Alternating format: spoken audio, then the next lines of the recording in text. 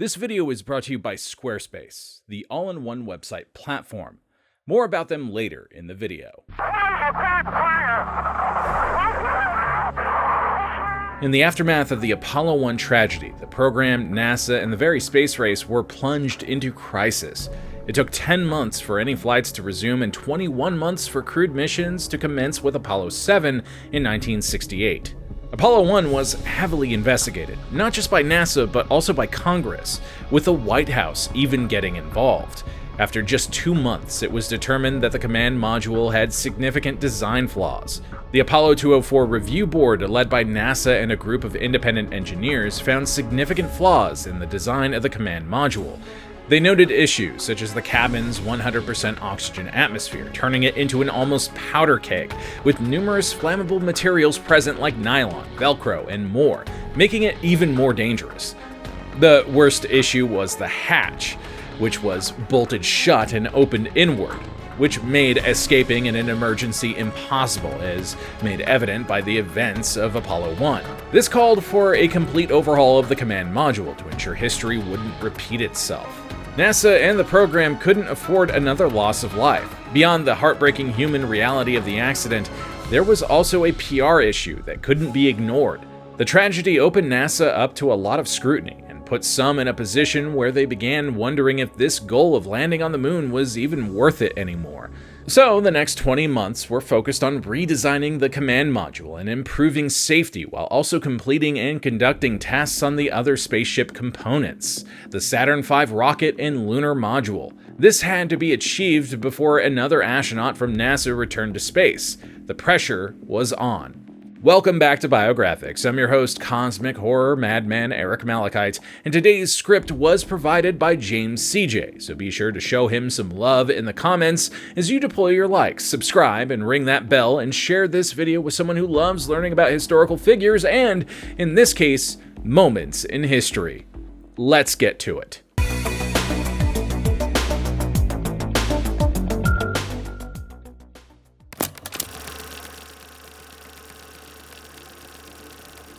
The next Apollo would be 4, which was an unmanned mission and was the first test of the Saturn V rocket on November 9, 1967.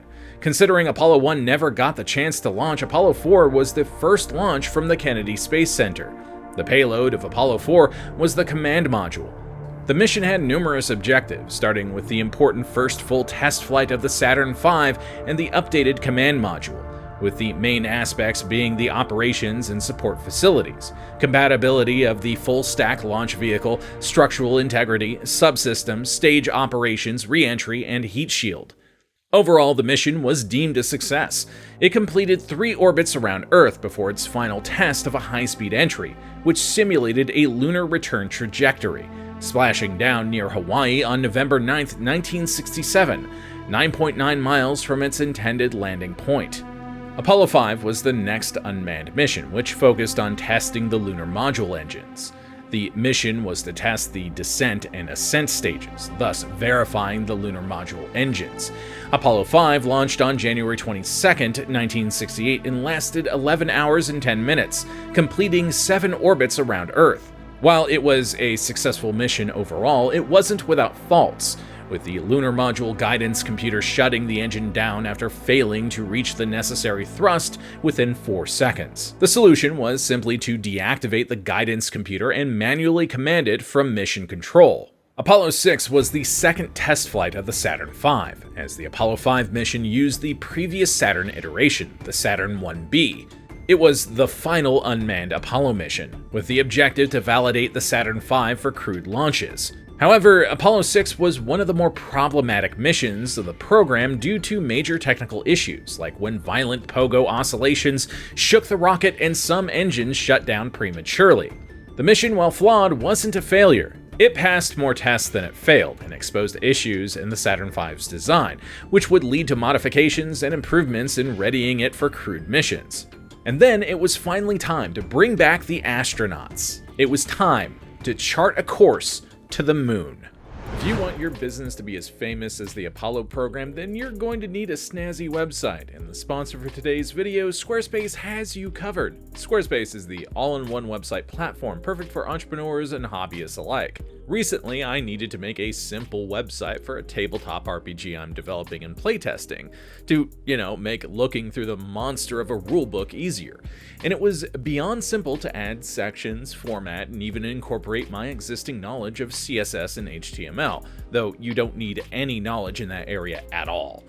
And it's all thanks to Squarespace's innovative Fluid Engine. The Fluid Engine makes it easier than ever for pretty much anyone to dive in and make a beautiful website, answer a few questions about the goals you'd like to accomplish with your site, choose a template, and get dragging and dropping elements onto your template. Drag and drop technology is included in every Squarespace site. But that's not all, because if you're working on a long-term project like the tabletop RPG I just mentioned, Squarespace makes it easy for you to create members-only content for your community. Monetize your projects by selling access to online courses, blogs, videos, and memberships. Start with a fully customizable website and earn recurring revenue by gating your content behind a paywall. Simply set the price and choose whether to charge a one-time fee or subscription for access. And then use Squarespace email campaigns, which makes it easy for you to spread the word about your project, engage clients, promote your services, and grow your business. Plus, if you're also as busy as I am, you can even set up email automations to stay connected, nurture leads, and save time. Ready to get started? Head over to squarespace.com/biographics for a free trial, and when you're ready to launch, use offer code Biographics to save 10% off your first purchase of a website or domain. Now back to the video.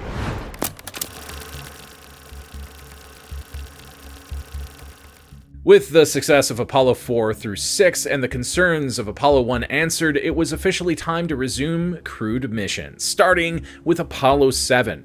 Launched on October 11th, 1968, it was led by Commander Walter M. Schirra, R. Walter Cunningham, and Command Module pilot Don F. Isley.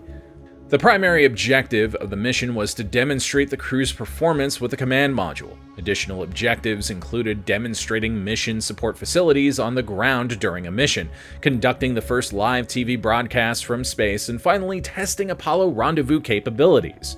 The mission overall was yet another success for the program, with almost all components operating as designed, with minor issues that were noted and improved. This went a long way for NASA's public relations, by regaining the confidence of the public following the Apollo 1 tragedy.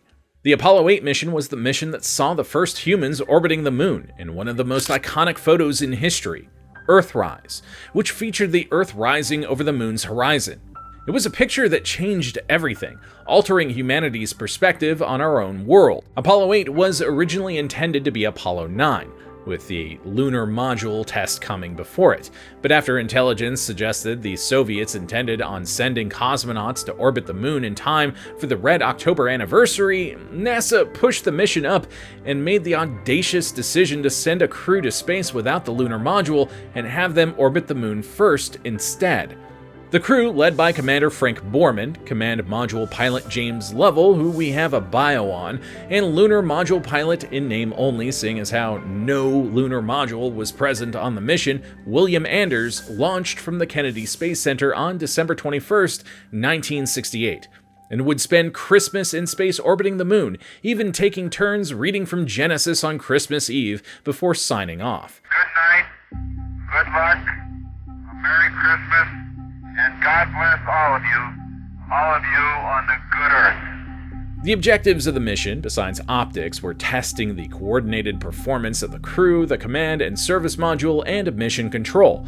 Other objectives included mid-course corrections, navigation, communications, and passive thermal control, all to refine the system and procedures for future lunar landings and operations. The crew returned home on December 27, 1968, leaving an indelible mark on history. Apollo 9 would see the testing of the full Apollo spacecraft.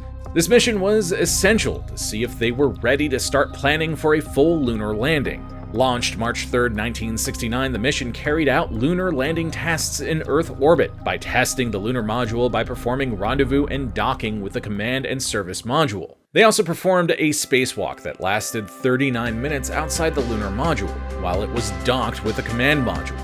The point of these tests was to see the performance of important things like, their spacesuits and portable life support backpacks, along with a simulated lunar module crew rescue, a critical test for a daring mission. NASA was getting closer and closer to the real deal, but first they needed to iron out the details and create a game plan for a true lunar landing. It was time for a dress rehearsal of the moon landing, Apollo 10.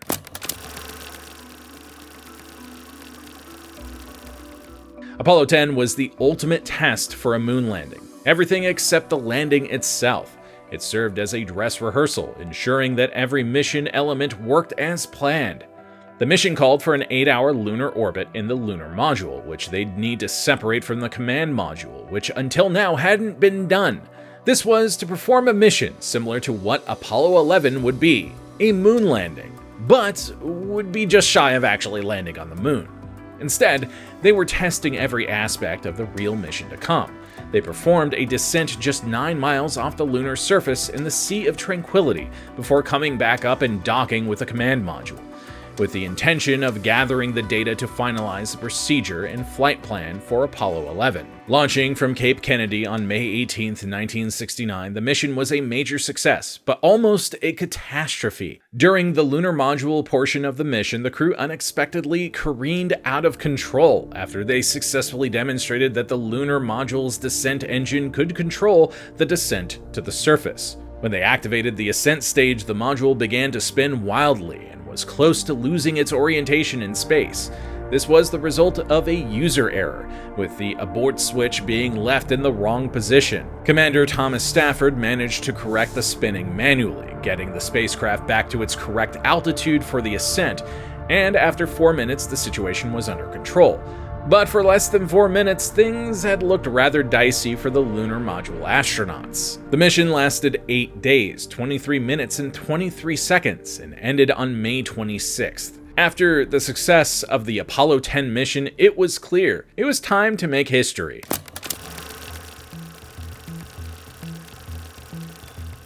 The story of Apollo 11 is one of, if not the most important part of the Apollo program.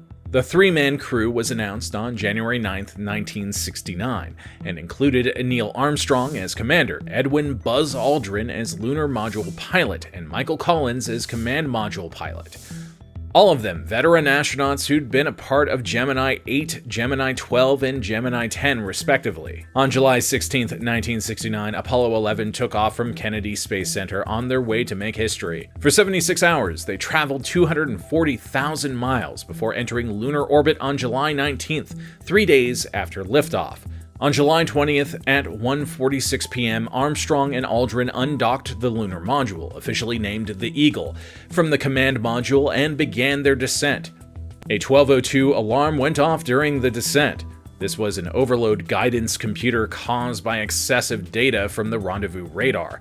This meant at 4:17 p.m., 2 hours and 31 minutes after separating from the command module, Armstrong took manual control 2 minutes prior to landing and avoided a boulder field before they touched down on the moon on the southwestern edge of the Sea of Tranquility, with only 17 seconds of fuel remaining. With the landing, Armstrong announced to Mission Control, Tranquility Base here. The Eagle has landed. At 10:39 p.m., Armstrong opened the hatch of the Eagle lunar module and began making his way down the ladder. At 10:56 p.m., Armstrong stepped off the ladder, and between 530 to 650 million people watched on July 20th as Armstrong took the first steps and uttered the words that would go on to sum up the Apollo program and, in some ways, the space race. It's one small step for man, one giant leap for mankind. Regardless, the moon landing remains the most watched television event in history. Aldrin became the second man on the moon 19 minutes after Armstrong. They spent 2 hours and 31 minutes outside the lunar module taking pictures, running scientific tests, speaking with President Nixon through Mission Control, collecting samples, and of course, planting the US flag. They also left a plaque on the moon, which reads, "Here men from the planet Earth first set foot on the moon, July 1969 AD. We came in peace for all mankind." Gee, I wonder what the Artemis plaque is gonna read like. If we ever get back up there, that is. They rested several hours in the lunar module before they were sent back later that day. Come 5:35 p.m., they'd successfully docked with the command module. Several hours later, at 12:56 a.m., they began the journey home. The 3 astronauts landed in the Pacific at 12:50 p.m. on July 24th, 13 miles out from their recovery ship, the USS Hornet, after bad weather forced them to reroute slightly off target. Armstrong and Aldrin spent 21 hours and 36 minutes on the lunar surface, and the mission lasted 8 days, 3 hours, 18 minutes, and 35 seconds overall. Armstrong, Aldrin, and Collins opted not to return to space following Apollo 11. Collins resigned from NASA in January 1970, followed by Aldrin in July 1971, and finally Armstrong in August that same year. Together, they'd achieved a historic first. It was someone else's turn now. However, with the historic achievement of Apollo 11, the question became what was left for the program to achieve. Were there any surprises left? And would anyone care?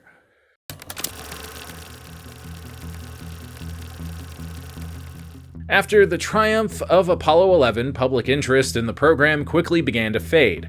Once you'd seen the moon landing, any subsequent moon landing didn't demand the same urgency and attention, which just sounds insane. It's the moon.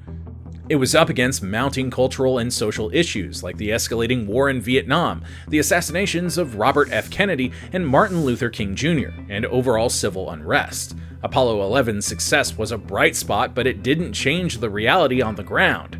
Which, yeah, makes a lot of sense. People always ask, why haven't we gone back? The first answer is probably regolith is a pain in the ass. Because it sticks to everything and wears down your suits, your modules, gets in the computers. It's nasty stuff. Regolith is a nightmare to deal with. But also the politics. If people aren't into the idea of going to the moon, they're not going to do it, despite the advances in science and technology being a major advantage to doing so. Unsurprisingly, NASA and the program were hit with budget cuts very quickly because many in Congress questioned the point of funding expensive moon missions when they'd already landed on the moon once. It didn't help that they were facing monetary needs on domestic programs and the costly war. This forced NASA to justify their missions in a way they'd never really had to do before, at least not to this extent.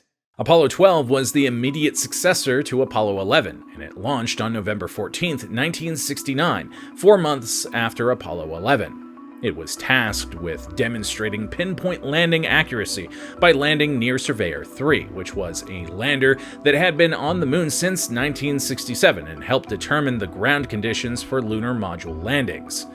This made it the first human retrieval of a robotic lander from another celestial body. Its other objectives included refining the journey and techniques and testing longer duration exploration. This almost all went very wrong, because the Saturn V launch vehicle was hit by lightning twice, 36 seconds after launch. This caused a temporary power failure and malfunction in the guidance and electrical systems. Thankfully, power was restored relatively quickly and the rest of the mission went off without a hitch. Apollo 12 made it to the moon and pulled off a pinpoint landing, meaning that future flights could plan for more complex landings. Despite Apollo 12's success, it followed the most famous moon landing and came before the most famous near disaster in space history. It became the almost forgotten Apollo. It just showcased the challenge NASA faced. Without an ambitious goal and a common enemy justifying the agency and program, not just to the public but also the lawmakers, was NASA worth it anymore? Obviously, the answer is yes. Space travel is worth it. But it didn't help that even the Soviets were starting to take their foot off the gas after facing numerous failures in their space program.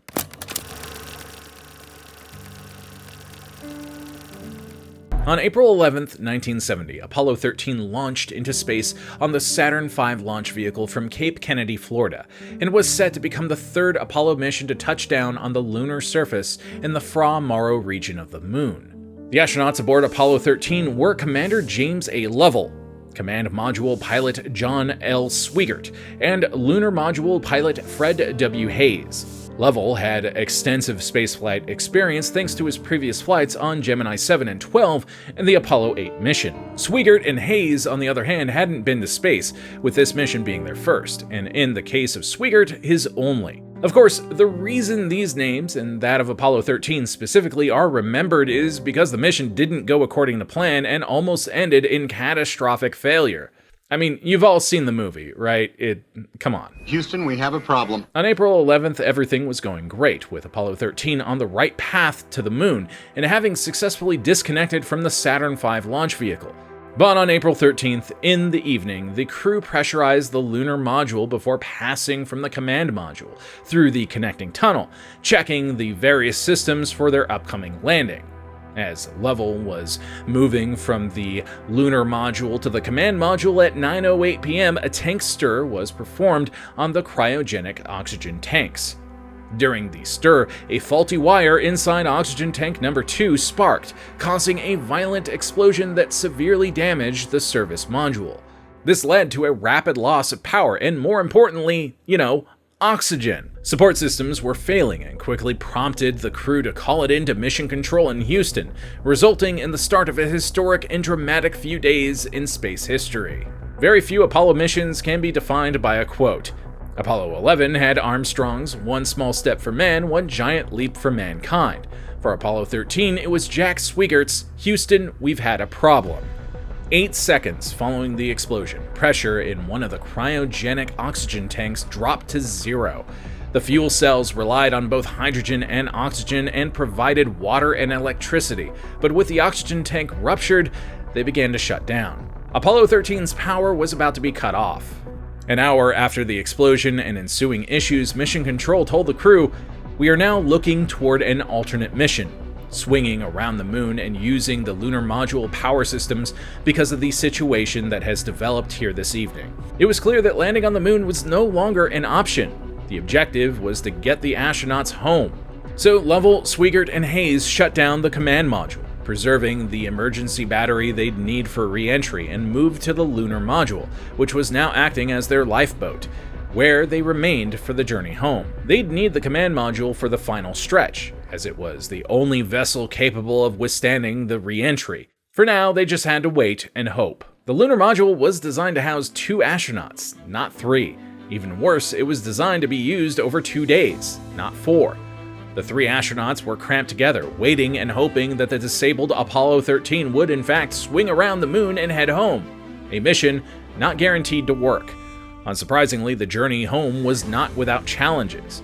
The 3 astronauts soon found that carbon dioxide was accumulating quickly as a result of their breathing, causing a new issue that ground control had to devise a plan to fix immediately. The solution became an example of NASA's ingenuity and quick-fixing abilities, as they figured out that if the astronauts took the command module's square lithium hydroxide cartridges and adapted them to fit the lunar module's round system, it might work.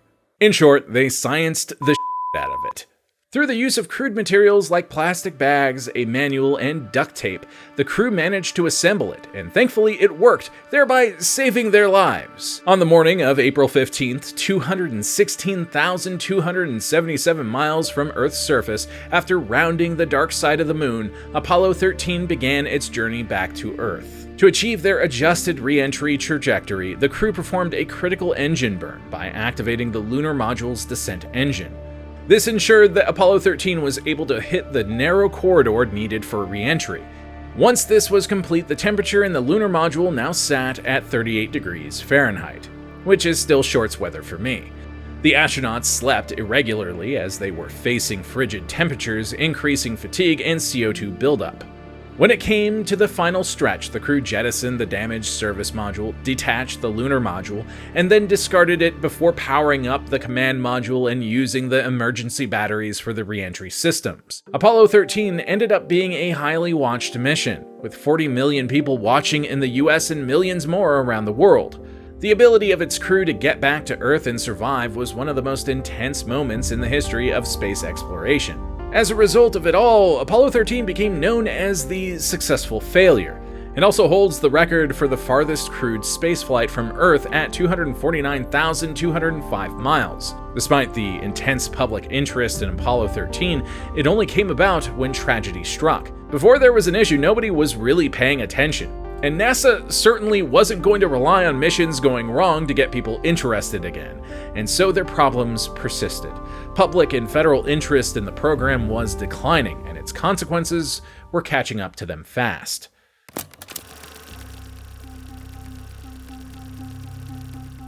Everything after the magnitude of Apollo 11 and the near-fatal Apollo 13 never came close in terms of public interest. The harsh reality of great achievements is that they don't have the same novelty the second, third, or fourth time. Following Apollo 13, there were 4 more lunar landings between 1971 and 1972. Apollo 14 took place from January 31st until February 9th, 1971. Alan Shepard, the first American in space, made history yet again by not only being the oldest astronaut to walk on the moon at 47, but also for an interesting game of golf, hitting 2 balls on the lunar surface to experiment on how far a ball could travel in low gravity. Apollo 15 started the 3 J-type missions, which saw longer stays and more exploration. A major breakthrough for the program with Apollo 15 was the introduction of the first lunar rover, which is so fun to watch them ride around on the lunar surface. It's like, I love the moon landings. They're cool. Between July 26th and August 7th, 1971, the crew of 3 went to the moon, set up the lunar rover, and explored the Hadley Rill, a lunar lava channel, where they collected moon rocks and other samples. Apollo 16 was about deep moon exploration and took place between April 16th and 27th, 1972, with the crew exploring the lunar highlands and even testing ultraviolet cameras on the lunar surface. Apollo 16 and 17 came very close to being canceled by President Nixon, who felt that after Apollo 15 it was time to end the program. The deputy director of the Office of Management and Budget, Caspar Weinberger, convinced him to let the missions continue. Apollo 17 has a few titles under its belt. For starters, it was the 11th and final mission of the Apollo program. It's the 6th time humans set foot on the moon, and finally, it's the last time anyone set foot on the moon, with astronaut Eugene A. Cernan holding that honor. The mission was 12 days, 13 hours, 51 minutes, lasting from December 7th to 19th, 1972. It landed in the Taurus-Littrow Highlands and Valley area. The mission was to collect more samples and test equipment on the lunar surface. This mission was unique in that it had the first scientist astronaut on board, geologist Harrison Schmitt. In fact, he is the only scientist to have ever walked on the moon. Unfortunately, following Apollo 17, nobody was able to save the program from what was coming next. Initially, there were planned flights for Apollo 18 and 20. However, by this point, NASA's budget had already been reduced heavily from its peak in 1966 of 4.41% to less than 2% by 1970. Today, the budget is 0.5% of the US budget. On January 4th, 1970, Apollo 20 was canceled, and on September 2nd of that same year, Apollo 18 and 19 were also canceled, thus ending the overall program unless you believe the movie Apollo 18, which I don't. The American government and people saw the space race as over when Armstrong set foot on the moon. However, NASA was able to complete another 6 missions, 5 of which were successful moon landings. One of the last missions conducted under the Apollo program was a joint mission with the Soviets in 1975, over 4 years since the last Apollo mission. The American crew launched on an Apollo spacecraft on July 15, 1975, and a few days later they docked with a Soyuz spacecraft and a crew of 2 Soviets. The purpose of the mission on a scientific front was to test compatibility with docking systems and navigation to see how international space rescue might work. From a diplomatic angle, the point of the mission was to show cooperation with the Soviets in honor of the détente at the time. Another sign that times were changing and NASA's role in these new days wouldn't be like it was over the course of the 1960s.